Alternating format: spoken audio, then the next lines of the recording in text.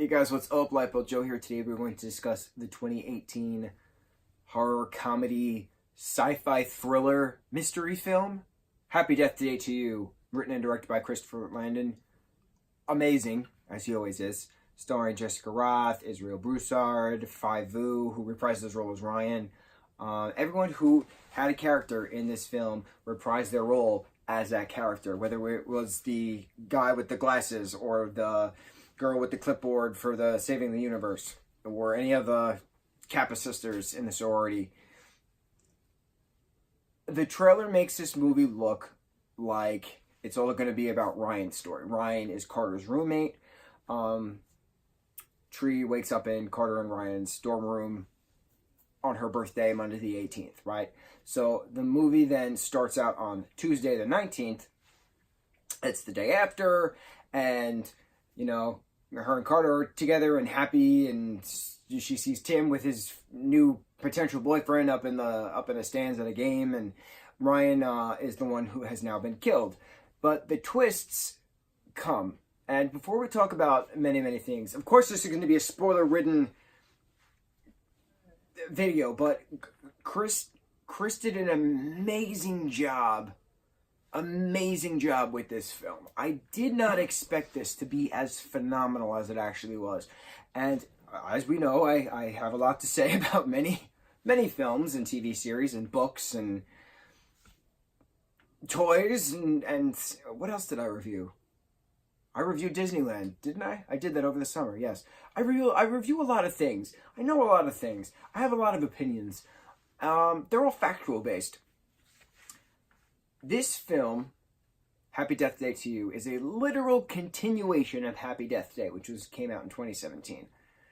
So it's almost like you're just watching a 3-hour movie. It doesn't seem like any time passed because it's the same exact characters with the same exact haircuts, in the same exact clothes, with the same exact posters and bed sheets, and everything was the same. And you get a lot of answers in this film which were unanswered in the first film. Like, every time Tree wakes up in the dorm room, she hears some kind of blowing noise and some guy screaming, "Shut up." And Ryan actually passes these two in the hallway as he walks from his car to the dorm room. So we see Ryan's walking. We see the behind the scenes of what's going on prior to Tree waking up. We see the trombone guy, and we see the guy across the hall screaming, "Shut up." We also then see little things. We go into Ryan's death, because that's what the trailer's like. Trailer's like, oh, Ryan's now going to die. But it turns out Ryan is the one killing Ryan. And you're like, wait a minute, what? And then it turns out that there's a quantum mechanics lab in the school, that Ryan is a part of a science team creating this device that they call Sissy, which alters the particles, showing that time isn't actually linear. Something to that extent. They go into this whole quantum physics realm speech, and this machine is why Tree keeps reliving Monday the 18th.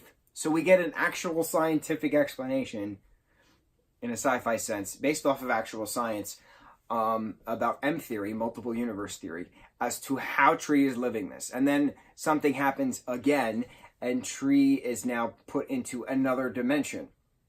And then they make fun of Back to the Future 2, that she's literally living a Back to the Future 2 moment, and she has to decide if she wants to stay in that universe or if she wants to go back to her own universe.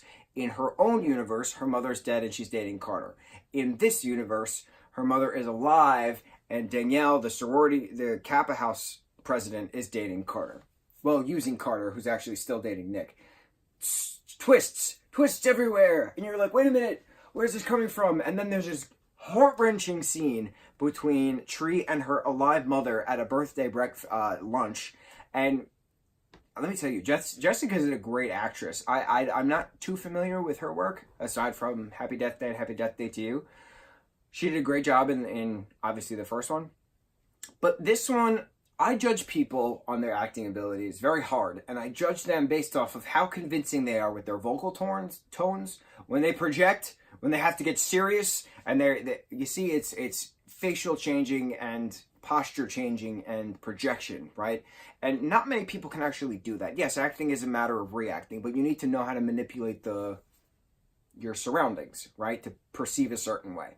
And when Jessica gets very, very emotional in this particular scene with her mother, she does a lip quiver. She has tears, literal tears running down her face, the shallow breaths, and like, it's believable. And you really think that she's actually crying, and you don't expect that. I did not expect that going into a PG-13 horror film as a sequel from Jason Blumhouse. Thank you, Jason, for putting your faith in this film series, potential series. Because this was not supposed to work. This was supposed to just be a stupid little fluff thing that all the tweens and teens go to see for Valentine's Day and make out, and not one person was hooking up with anybody in the entire theater. It was remarkable. Everyone was focused on this screen. There was one vapor, which I found very weird, that you're vaping while watching a theater, and sometimes you just see a cloud of smoke and it smells like watermelon. Very weird. Vapor particles, not actual smoke. This movie was awesome, and it blew my expectations out of the water, and it perfectly leads up to a third, where Danielle is now the one who's going to be really reliving the days, because the government now has, not government, this science company now owns Sissy, and wants to manipulate time and stuff like that. But they need an experiment, and they're gonna use they're gonna use Danielle as the experiment. That was a brilliant post-credit scene, by the way. Good for you, Chris. What else? Let's see. I liked that Tree had a whole heart-to-heart with her mom during that scene we were mentioning, and basically it comes to her realizing that you're not supposed to dwell on the past, you're supposed to live for the future. And I thought that was really cool.